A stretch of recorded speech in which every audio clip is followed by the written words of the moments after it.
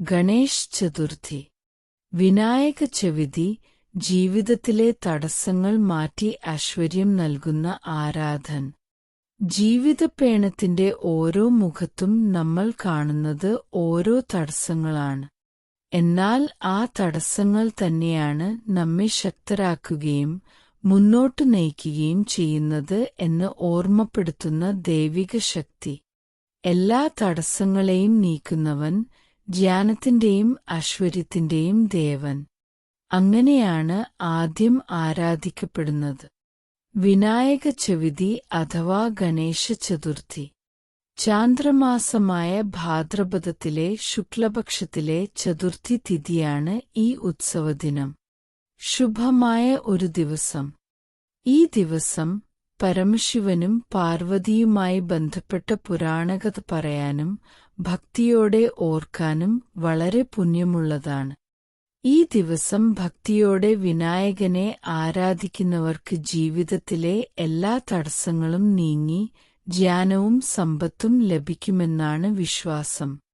വീട്ടിൽ എളുപ്പത്തിൽ എങ്ങനെ ഭക്തിഭാവത്തോടെ പൂജ നടത്താം എന്ന് നോക്കാം.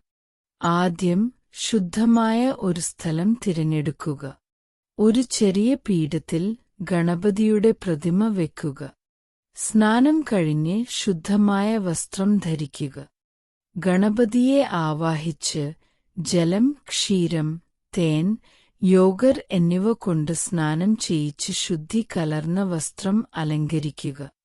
അക്ഷതയും ചന്ദനക്കുറിയും വെക്കുക. പുഷ്പങ്ങൾ അർപ്പിക്കുക. നെൽവേദവ് ദൂർവ പുല്ല് ദുർവ ആനിവ is very dear to Lord Ganesha. Offer 21 blades of durva. വിളക്ക് കാണിക്കുക. ധൂപം കാണിക്കുക. പ്രധാന നൈവേദ്യം മോദകം അല്ലെങ്കിൽ കോഴിക്കോടൻ ഹൽവ പോലുള്ള മധുരപലഹാരങ്ങൾ അർപ്പിക്കുക. മന്ത്രജപം. ഹൃദയം ഏകാഗ്രമാക്കി ഈ മന്ത്രം ജപിക്കാം. ഈ മന്ത്രം 108 തവണ ജപിക്കുന്നത് ഏറെ ശുഭകരമാണ്. ഒരു സ്മോൾ സ്റ്റോറി. ഒരു ദിവസം ഭക്ഷണം കഴിച്ച് തിരികെ വരുന്ന ഗണപതിയെ അദ്ദേഹത്തിന്റെ വാഹനമായ മൂഷികം എലി സഞ്ചരിക്കുന്നത് ചന്ദ്രൻ കണ്ടു. ഗണപതിയുടെ വലിയ ഉദരം കണ്ട് ചന്ദ്രൻ പരിഹാസം ചെയ്തു. ഇതിൽ മനസ്താപം ചെന്ന ഗണപതി ചന്ദ്രനെ ശപിച്ചു. ഇന്നുമുതൽ ആരെങ്കിലും നിന്നെ നോക്കിയാൽ അവർക്ക് എതിർക്ക് ഏതെങ്കിലും കുറ്റാരോപണം ഏൽക്കേണ്ടിവരും. ഭയന്ന ചന്ദ്രൻ ക്ഷമ യാചിച്ചു. ദയാലുവായ ഗണപതി ശാപം മാറ്റി, പക്ഷേ പൂർണ്ണമായി റദ്ദാക്കിയില്ല. ഭാദ്രപദ ശുദ്ധ ചതുർത്ഥി ദിവസം മാത്രം ഈ ശാപം ബാധകമാകും. അന്ന് നിന്നെ കണ്ടവർക്ക് മിഥ്യാദോഷം ഏൽക്കും എന്ന് അരുളിച്ചെയ്തു. അതിനാലാണ് വിനായക ചവിതി ദിവസം ചന്ദ്രനെ കാണാൻ പാടില്ല എന്ന് പറയുന്നത്.